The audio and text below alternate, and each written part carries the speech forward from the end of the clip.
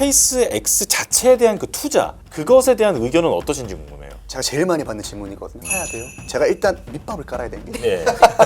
왜 그러냐면 이게 얼마인지도 모르고 사냐고 물어보면 예. 답변하기가 힘들어요. 그러네요. 하이닉스가 지금 100만 원이면 당장 사겠죠. 300만 원이면 생각을 해보겠죠. 네. 오히려 사야 되는 이유를 찾기 위해서 주가가 빠질 만한 요소가 있을까를 저는 먼저 고민을 해봤어요. 첫 번째는 결국 지금도 얘기가 나오고 있는 게 높은 밸류에이션에 대한 부담이거든요. 높은 밸류에이션을 받았다는 거는 스페이스X는 이 정도 밸류에이션을 받았는데 너는 우주산업 내에 있는데 이 밸류에이션밖에 못 받아? 조금 더 프리미엄을 줄게. 다르게 얘기하면 다른 섹터에서의 수급 밸런스가 영향을 받을 가능성이 있다고 보고 있습니다. 예를 들면 나스닥처럼 이렇게 넓게 봤을 때 조금 운동성은 좀 생기지 않을까. 나스닥에서는 지수 편입을 7월 초 바로 하게 해준다고 해서 논란이 되고 있는데 S&P는 거부했잖아요. 맞습니다. 6개월 안에 뭐 흑자를 내야 된다, 뭐 그런 조건들이 있나 보던데. 근데 S&P 입장에서는 굳이 눈치 볼 필요가 없잖아요. 근데 S&P가 이제 좀 지적을 하고 있는 게 이익적인 부분도 그렇고 두 번째로 또 지적을 하는 게 뭐냐면 일론 머스크의 의결권이 너무 높아요.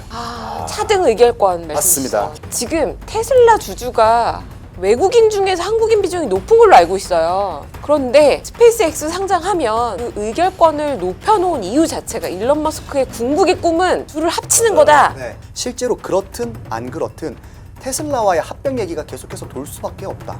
왜 그러냐면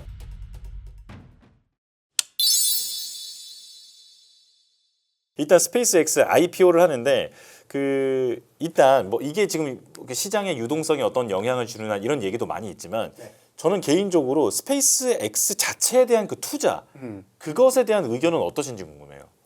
제가 제일 많이 받는 질문이거든요. 사야 돼요? 예, 그러니까요. 제가 항상 뭐라고 말씀드려요? 한국에 살 수 있어요? 지금 전문 투자자만 살 수 있는 거죠. 맞습니다. 그러니까 이게 사실 몇 개월 전까지만 하더라도 이제 뭐 증권사 명을 말해도 되겠죠. 미래에셋 증권에서 예. 이제 우리가 공모를 할 수 있는 방법을 좀 제시를 해보겠다라고 맞아요. 했는데 사실 전 처음에 좀 의아했었어요. 왜냐하면 이게 상장 신고서를 미국에다 제출한 거지 국내 금융당국에 제출한 건 아니거든요. 그래서 금융당국 입장에서는 사실 좀 기분이 나쁠 수 있는 상황이었어요. 그러니까 공모 물량을 떼어서 여기 우리나라 시장에다가 어떻게 풀 건데? 왜냐면 그게 검증도 안 되고 그 보고서가 우리한테 돌아오지도 않았는데 그래서 저는 좀 거기에 대한 가능성을 낮게 봤는데 전문 투자자들을 대상으로 해서 공모주를 이제 청약하는 정도는 들어가는데 안타깝게도 국내 개인 투자자분들 입장에서는 접근하기가 좀 어렵습니다. 예. 그러다 보니 스페이스X 상장을 앞두고 스페이스X의 대안이 될 수 있는 대안주들에 대한 주가가 좀 많이 올랐던 것 같아요. 크게 두 가지를 말씀을 드릴 수 있을 것 같은데 첫 번째는 스페이스X에 직접적으로 매출을 발생되는 기업들, 네. HVM이나 스피어 같은 기업들이 국내에서 최근에 좀 주가가 많이 올랐었고 두 번째가 스페이스X 지분을 가지고 있는 기업들입니다. 네. 미래에셋 증권이 대표적일 것 같은데 재밌는 거는 이제 스페이스X 상장이 가까워지니까 대안적인 성격이 있던 기업들의 주가가 빠졌어요. 왜냐면 내가 스페이스X 투자를 못하니까 대안으로서 네. 이걸 선택을 했던 건데 상장이 가까워지면 스페이스X를 투자하지 왜 이 기업에 투자를 하겠어? 라고 해서 차익 실현뿐만 아니라 그러한 투자 심리적인 부분도 좀 같이 겹치지 않았나 생각을 하고 있습니다. 그럼 상장하면 하고 나서는 사야 되나요? 그 부분에 대해서 말씀을 드리려면 제가 일단 밑밥을 깔아야 되는 게 예. 말을 너무 잘하잖아요. 그러니까요. 저 지금 빠져들어서. 왜 그러냐면 이게 얼마인지도 모르고 사냐고 물어보면 예. 답변하기가 힘들어요. 그러네요. 하이닉스가 지금 100만 원이면 당장 사겠죠. 300만 원이면 생각을 해보겠죠. 네. 그러다 보니까 스페이스X가 지금 얼마여야 되는지를 좀 생각을 해봐야 되는데 다만 그런 부분들을 조금 차치하고 놓고 봤을 때 오히려 사야 되는 이유를 찾기 위해서 주가가 빠질 만한 요소가 있을까를 저는 먼저 고민을 해봤어요.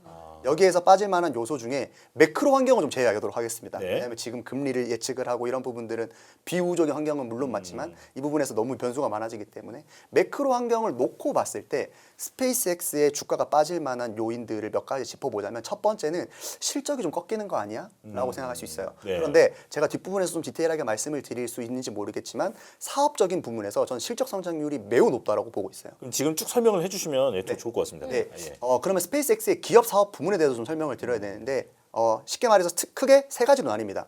로켓을 발사함으로써 얻는 수익이 있어요. 네. 로켓을 대신 발사해주고 얻는 수익이 있고 두 번째가 스타링크 서비스 수익이 있습니다. 여기서 말하는 스타링크 같은 경우에는 쉽게 말해서 통신 서비스거든요. 네. 그래서 가입자 숫자가 늘어나면 거기에 비례해서 수익이 늘어나는 게 있고 세 번째가 원래는 세 번째가 없었어요. 연초에 XAI와 합병을 하면서 AI 사업 부문이 이제 들어가게 되겠습니다. 네. 그런데 스페이스X에 대해서 되게 부정적이신 분들이 많으세요. 지금 아마 이 방송을 보고 계신 시청자분들 중에서도 스페이스X 그 적자 기업 아니야? 맞아요. 투자하면 위험할 것 같은데 네. 약간 마발 아니야? 약간 이런 식으로 비난하시는 분도 계신데 이제 그게 왜 그러냐면 이 세 번째 사업 부문 때문에 그래요. XAI. XAI의 사업 적자가 매우 심합니다. 아. 반대로 얘기하면 이 AI 부문만 제외하고 보면 영업이익률이 매우 높아요. 특히 여기에서 가장 매출 비중이 높은 게 스타링크거든요. 스타링크 매출 비중이 지난해 기준으로 60%입니다. 그런데 사업 부문 마진율이 40%에 가까워요. 엄청 높은 상황이죠. 네. 그런데 거기에 돈의 이익의 대부분을 누가 깎아먹고 있냐? AI 부문의 R&D 비용이 깎아먹고 있어요. 그런데 그러면 이게 올해도 상장이 되고 나서 1분기까지 이 영업 적자였습니다. 그럼 2분기, 3분기, 4분기도 AI 투자가 늘어나니까 실적이 부진할 거 아니냐라고 볼 수 있는데 여기에서 턴어라운드 되는 요소들이 몇 가지를 짚어줄 수 있어요. 첫 번째가 스타링크 매출 성장률이 높은 상황이에요. 아직까지 가입자 숫자가 빠르게 증가하고 있습니다. 근데 영업 부문 마진율은 40%에 가까워요. 이게 어느 정도로 높은 숫자냐면 국내 통신 3사가 10%대 영업이익률이고요. 미국에 있는 통신사들이 20% 이익률인데 스타링크는 40% 정도에 가까워요. 그러다 보니 스타링크의 매출 성장 속도가 높아질수록 이익 레벨이 커지는 효과가 첫 번째가 있고 네. 두 번째는 AI 부문에서 많은 분들이 좀 놓치고 있는 게 있는데 5월부터 어떤 매출이 발생하냐면 클로드에다가 AI 컴퓨팅 매출이 발생이 돼요. 그러니까 유휴 이제 데이터 센터에 대한 컴퓨팅 자원을 빌려주고 네. 거기에 대한 대가를 받는 건데 그 매출이 얼마냐면 월에 12.5억 달러입니다. 월마다. 월에. 그러면 연으로 환산했을 때 150억 달러예요. 예. 근데 지난해 스페이스X 연간 매출액이 187억 달러였거든요. 그러면 단순 계산만 놓고 봤을 때 올해 같은 경우에는 그 중에서 절반 정도만 반영이 되겠죠. 산술적으로. 그러면 한 80억 달러가 AI에서만 애드업이 되는 거고 그 뒤는 150억 달러가 애드업이 되는 거예요. 그러니까 저는 흑자 전환의 가능성을 높게 평가하고 있거든요. 예. 단 여기서 주석을 달아야 되는 거는 AI의 투자가 완만하게 증가한다고 생각을 했을 때 만약 우리가 생각한 것보다 더더욱 투자를 늘린다고 했으면 사실 거기에 대해서는 실적에 대한 좀 불안감은 작동할 수 있다. 근데 다만 실적 성장 자체는 좀 긍정적으로 평가한다라는 부분을 말씀을 드리고 싶고 그 외에는 예상치 못한 변수가 있을 것 같아요. 예를 들면 얼마 전에 블루오리진이라고 하는 기업의 로켓이 폭발한 사건이 있었어요. 뉴글랜. 뉴글랜. 예. 뉴글랜 폭발한 사건이 있었는데 그런 거와 같이 예상치 못하게 테스트하는 와중에 그런 게 터지면 로켓랩도 지난해 연초에 그런 일이 발생이 돼서 주가가 좀 부진했던 적이 있었거든요. 그러니까 그런 이슈들 정도가 주가를 좀 끌어당기는 요소가 되지 않을까. 반대로 얘기하면 그 요소가 없는 한 스페이스X의 실적이 가시화가 성장성이 높아지고 있고 하반기 때 스페이스X의 그런 우주산업 내에서의 그런 위치를 생각해 봤을 때 주가 자체는 좀 긍정적으로 평가할 만한 요소가 있지 않을까라고도 말씀을 드리고 싶습니다. 그러면 그 XAI가 지금 돈 먹는 하마 같은 역할을 일하는 건데 그런다고 포기할 수는 없잖아요. 네. 그 일론 머스크 입장에서 네. 이게 지금 그 뭐 LLM으로 봤을 때는 네. 세계적으로 그렇게 많이 쓰이는 것 같지는 않거든요. 그쵸. 네, 이것이 이제 앞으로 네. 이제 캐시카우가 될 수 있는 그런 잠재력을 갖고 있을 것 같기는 한데 네. 어떻게 좀 전망을 해볼 수 있을까요? 제가 그래서 S1 보고서에서 그 투자 비용을 보고 주변에 다 물어봤어요. 그록 쓰시는 분.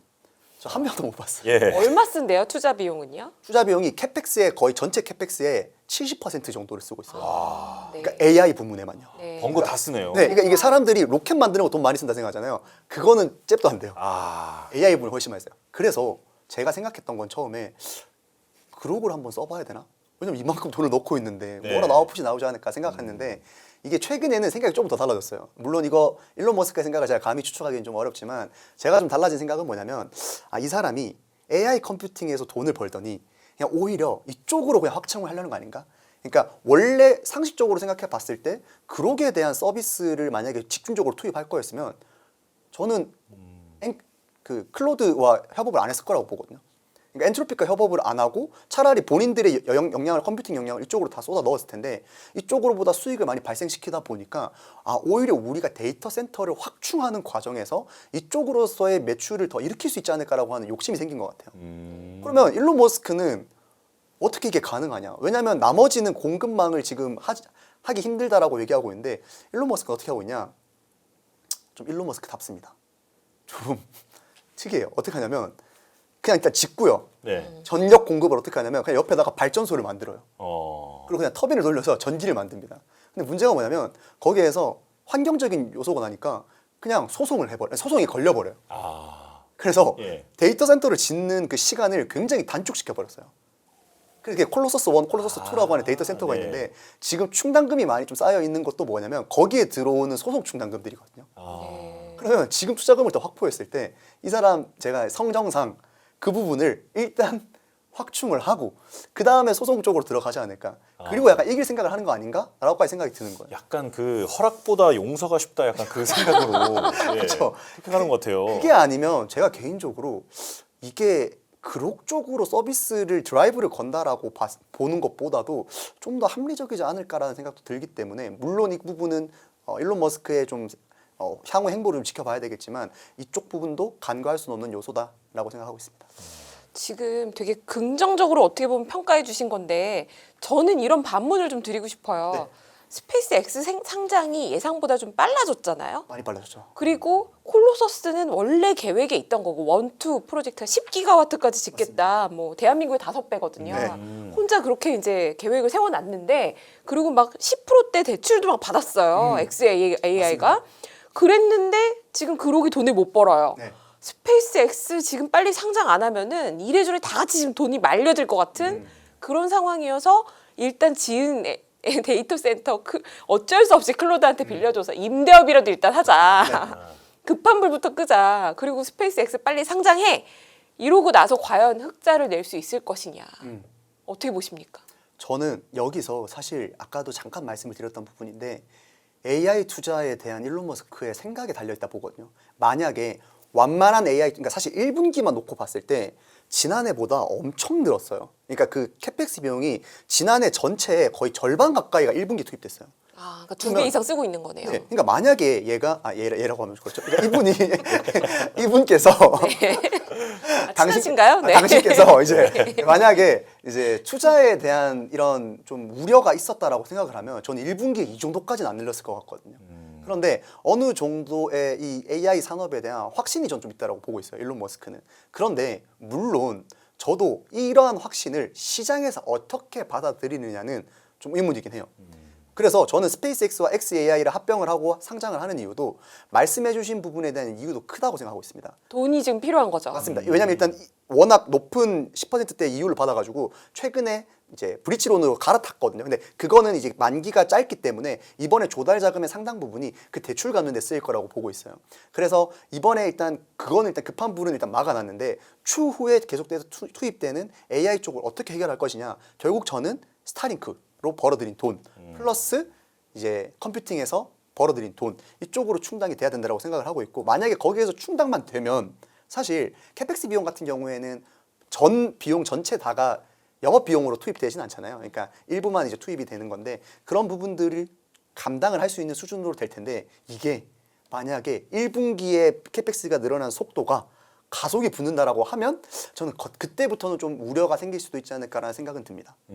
그럼 방법은 네. 상장하고 나서의 단기 주가보다 결국 이 스페이스 X가 약속한 숫자를 지키느냐가 더 중요할 텐데 지금 계획상에서는 어느 쪽이 지금 기여도가 높은가요? 예를 들어서 지금 스타링크의 성장성이 어느 정도 나와야 이걸 다 감당할 수 있는 건가요? 스타링크의 성장성에 대해서 먼저 말씀을 드리면 결국 스타링크의 수익 구조는 통신사와 같습니다. 우리가 통신사의 수익 구조를 볼 때 두 가지를 제일 중요시 여기는데 첫 번째는 가입자 숫자고요. 두 번째는 ARPU, 그러니까 인당 가입 금액이라고 해야 되나요? 그러니까 비용, 인당 비용이라고 보시면 될 것 같은데 스타링크 가입자 숫자를 먼저 말씀을 드리면 지난해 연초에, 그러니까 2025년 연초에 전 세계 가입자 숫자가 440만 명이었어요. 네. 근데 연말 기준으로 890만 명이 늘어요. 어, 2배 넘게 늘게 되죠. 네. 그리고 연초, 그러니까 3월 기준으로 얘네가 그러니까 3월 초 기준으로 1,030만 명을 찍어요. 그러니까 한 2달 만에 한 150만 명 넘게 이제 가속도가 붙었네요. 가속도가 붙어요. 네. 왜 그럴 수 있냐면 스타링크 사업 같은 경우에는 기본적으로 저궤도에 굉장히 많은 위성을 깐 상태로 서비스를 제공을 하고 있는 거거든요. 얘네가 만여 개 정도를 깔았어요. 다시 얘기하면 물리적으로는 지구 어디에 있든 간에 제가 뭐 에베레스트 위에 있더라도 안테나만 있으면 통신을 쓸 수가 있는 거예요. 네. 그런데 지금 가입 국가 숫자만 놓고 보면 아직 글로벌이 아니거든요. 가입이 안 된 국가들이 많아요. 어디서든 쓸 수 있다면서 왜 못 쓰냐? 물리적으로는 쓸 수 있는데 그 나라의 허가를 못 받은 거예요. 아. 수신기 설치는 어려운 게 아니에요? 전혀 어려운 게 아닙니다. 아. 그 나라의 허가를 받아야 돼요. 허가만 받으면 쉬운 거예요. 예전에는 인도에 한번 들어갈 때 허가 없이 들어갔다가 철퇴를 맞은 적이 있어요. 아, 그렇군요. 그러다 보니까 그때부터는 조금씩 허가를 받는 과정에서 우리나라도 그래서 2023년에 자회사가 설립이 되고 나서 2025년 12월에서야 개통이 됐어요. 그러니까 최근에는 그래서 그런 허가 받는 과정에서 가입 국가가 늘어나고 있는데 최근에는 어느 방향으로 많이 늘어나고 있냐면 아시아 지역이랑 중동 지역, 아프리카 지역으로 많이 늘어나고 있어요. 그런데 그 국가들의 공통점이 뭐냐면 통신 인프라가 안 깔려 있다라는 거예요. 통신 인프라가 미흡한데 또 그 국가들은 모든 분들이 통신 요금을 낼 수 있는 환경이 안 되는 게 아니라 거기에 잘 사시는 분들도 많거든요. 그러니까 그만큼 통신에 대한 니즈는 있는데 인프라가 안 깔려 있다 보니까 스타링크가 가입 국가가 탁탁 열리자마자 가입자 수가 확 늘어나는 거예요. 그래서 가입자 숫자는 저는 연말 기준으로 1,600만 명까지도 예측을 하고 있습니다. 예. 그리고 지금의 속도로 봤을 때 저는 그게 공격적인 예측이라고 생각하지는 않고요. 근데 다만 이제 그런 국가들 같은 경우에는 ARPU가 낮게 책정이 돼요. 네. 왜냐하면 아무래도 북미에서 받는 요금 대비 여기서 더 높게 받을 수는 없거든요. 예. 그래서 평균적인 ARPU는 떨어지겠지만 기존에 있던 ARPU를 낮추는 방식이 아니라 신규 국가의 ARPU를 낮게 책정하는 방식이다 보니 스타링크의 저는 성장성은 어느 정도는 좀 가시성이 충분하다고 보고 있고요. 두 번째는 이제 B2B에서의 확장이 커요. 저는 제가 크다고 생각하고 있습니다. 그게 무슨 말이냐면 일례로 우리나라를 들 수 있을 것 같은데 우리나라 스타링크 쓰는 사람이 있을까 생각하면 아무도 없을 거예요. 위원 연구원님 안 쓰세요? 네. 저는 안 씁니다. 쓰셔야 될 것 같은데. 네. 월 요금이 한 7만 원 정도 되는데 예. 이제 제가 그렇게 부유하지 않기 때문에 그리고 스타링크의 약점이 있어요. 스타링크의 약점이 뭐냐면 안테나를 들고 다녀야 돼요. 아, 그래요? 네. 들고 다녀야 된다고요? 만약에 제가 이동 통신을 쓰고 싶으면 아. 그러니까 고정된 장소에서만 써야 되는데 우리가 통상적으로 통신 요금을 내는 이유는 이동 통신을 하고 싶어서 쓰잖아요. 네. 그렇죠. 근데 스타링크 같은 경우에는 고정된 장소에서만 쓰거나 이동을 하기 위해서는 안테나를 들고 다녀야 돼요. 근데 전 세계에 안테나를 이동 통신에서 들고 다니는 사람이 있을까요? 있긴 있습니다. 우크라이나 군인들. 예전에 이란 시위대들. 부대 단위로. 어쩔 수 없이 통신이 아예 안 되는 지역들은 들고 다니기도 합니다. 다만 우리나라에서 그게 안 되잖아요. 이렇게 말씀을 드리면 우리나라에서 그럼 왜 쓰는 거냐? 왜 들어왔어? 그렇게 생각하실 수 있는데 두 가지 이유가 있어요. 첫 번째는 우리나라에 들어온다고 하더라도 비용이 안 들어요.